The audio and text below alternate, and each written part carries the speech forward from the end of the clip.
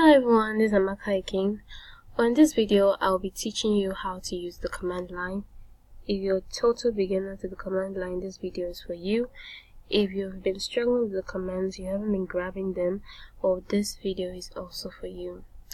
So, what are the prerequisites? That is, what are the things I need before I can proceed in this course? Well, what you will need is just the basic knowledge of the computer system. That's all. You don't need much. Yeah, you should know how to use keyboard. You should know how to just use a computer. And you should have a computer system too. And the tool you will need is Git. You need to install the program called Git. That's G-I-T, Git. Now, how are we going to go about that? You need to download Git.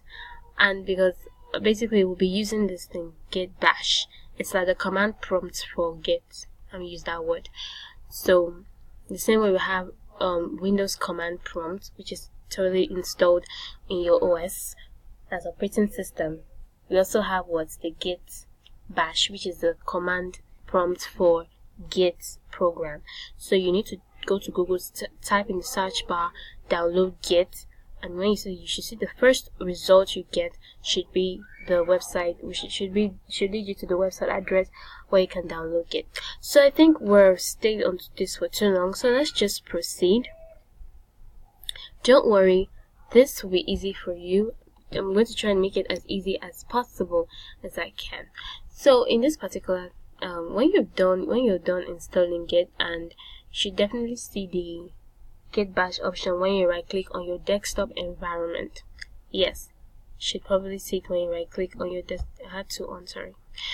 Now, when you've installed it and all that, and you open up your Git, you start up your Git, you're not supposed to be seeing this.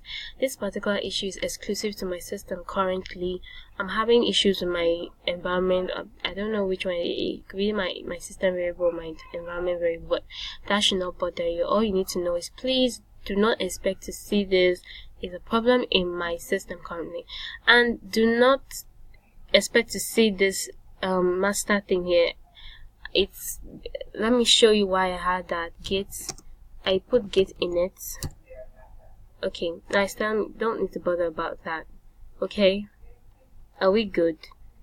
Okay, so we don't need to see this. You don't need to see this. Yours might be different. If you run Git in it, you also see master here. So let's just proceed, please. Let's be quick here. So why the command line? Well, the full name of the command line is a CLI, which is the command line interface.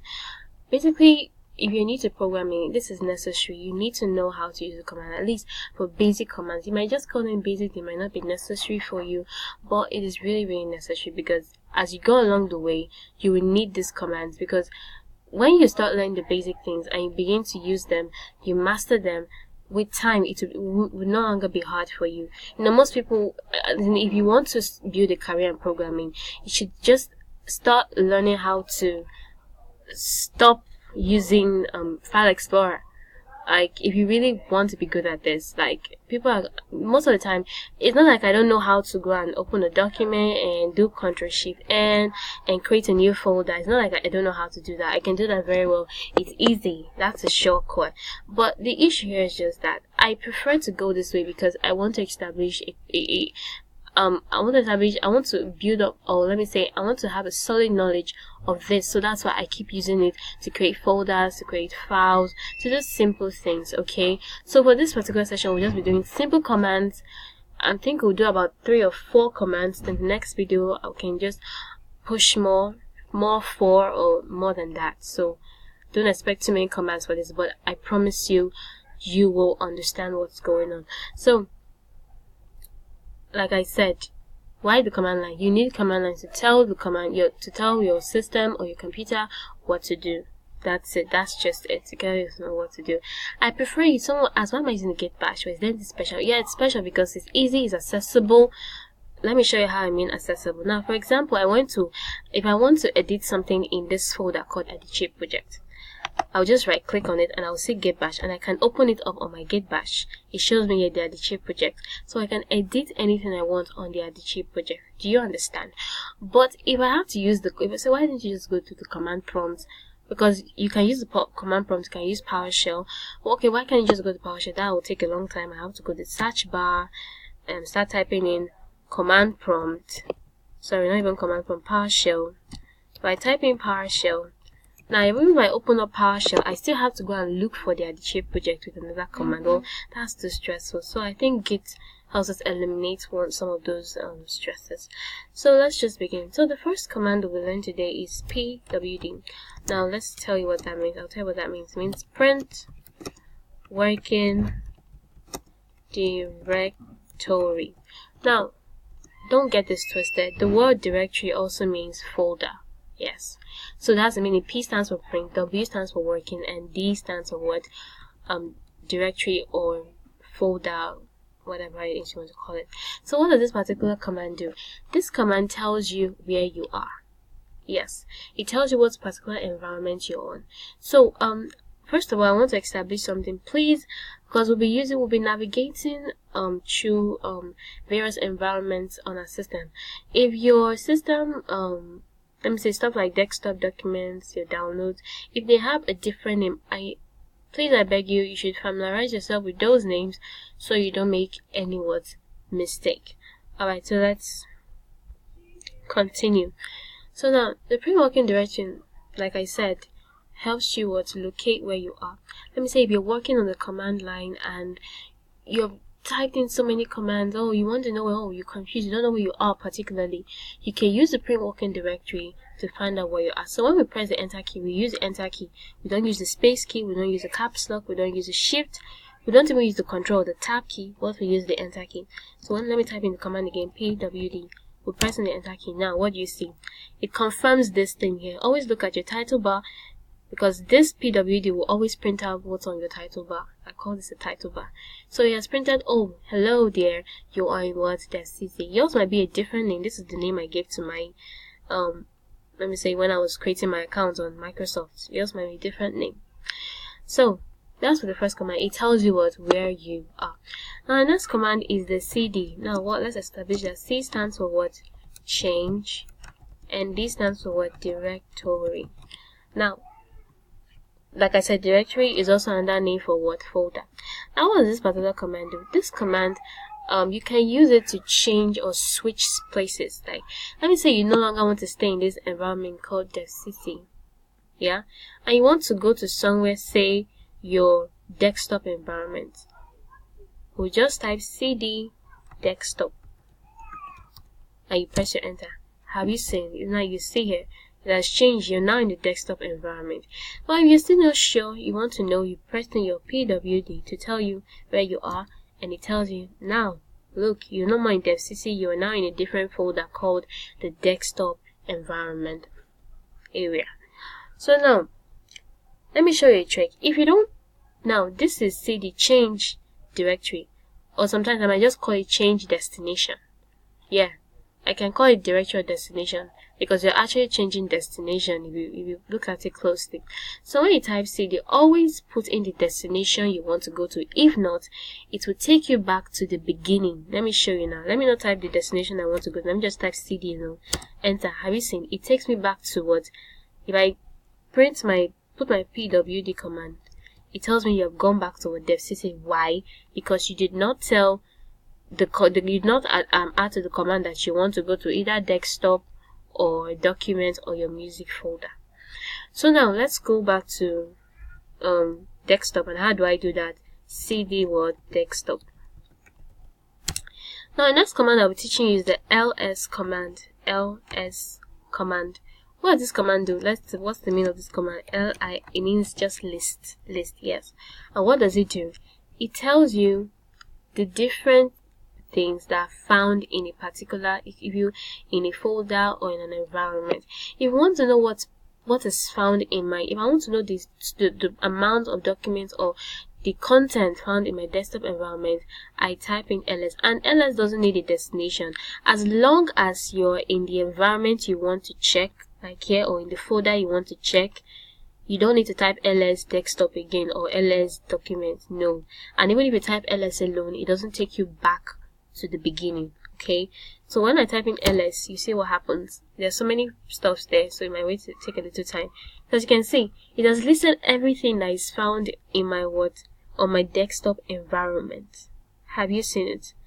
So now, for example, you want to work and you have checked ls, but there's so many stuff. This place is cluttered. You want a fresh space. Not that you're leaving this environment. No, you just want a fresh space. You use the command clear. Now, it doesn't mean that those commands have gone, or those contents or whatever you use the command to produce before now has gone. No, it just will change. It just puts you on a fresh start. Now I'm on the fresh start because I typed in the clear command. So the clear command puts you on a fresh area on your command line interface or command line screen. Now the next command we'll learn about is the make directory environment. Now it's called, let's try to mkdir. What's the meaning of that? It means make directory or make folder. What does it mean? You're creating a folder. You create a folder with this particular command. You don't create a file with this command. A file and a folder are not the same thing. A file is different from a folder. Files can be contained in a folder, but folders cannot be contained in a file. I hope you grab. So you can put files in a folder. Folder is like a content for your files. So you don't use the make directory to create a file. You use the make directory to create a folder. So now let me say I want to create a folder called I want to create a folder called house.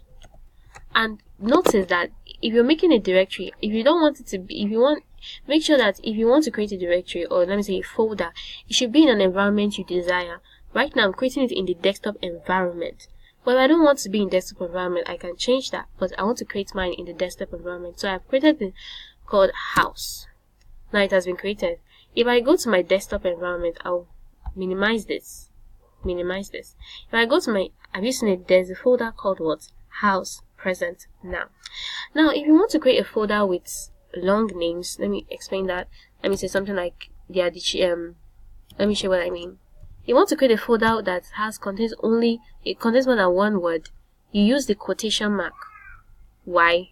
Let me say the house girl. Sorry, that's the name of my folder. So if you want to create a folder like this, please cover it up with quotation marks so that the computer can know that, because the computer reads it that you're trying to create, or let me say the computer will read it, or the command line will read it as one particular word and not different words scattered up and down. If you did it like that, it will tell you something else. Let me show you what I mean. So when I create it with quotation marks, this one, it has already created it, but let me create it without quotation marks. Let's create another name, the past. Okay. Let's check if it actually created it. Wait. Now you see what happened. It created two different folders. So the computer reads it as two different folders. So if you don't want something like that, that means you can create multiple files with the make directory. I'm just getting that for now. That's a new thing. So you can create two different folders. But if you want one folder for each, you can separate them using the quotation, or you can let the computer know I want to create one particular folder and I just want one folder, one name for a folder, not two different names, and it will create it when you put the quotation marks. So the next command I'll teach you now is how to go back without typing a destination. Now how to go back to let me say go a step backward without typing a destination. Now let me say I want to go back to this place, devcc. Now what do? I'll type this command, change destination ... Now print working directory. It takes me back to devcc. Hold on. So in this particular situation, you just with this command, cd space, please make sure you put the space, it's very important, ... I think that should be / sorry, I'm not really sure it's a / backslash, please forgive me here. So you just attend the computer, take me one step backward. Okay, so we've come to the end of this tutorial. Please like, share, subscribe. You know someone that doesn't understand anything about this, please like, share, share this with them. And in next tutorial we'll do more of this on other commands. So I hope this was able to help somebody. For now, it's a bye from me to you. Take care, to part 2.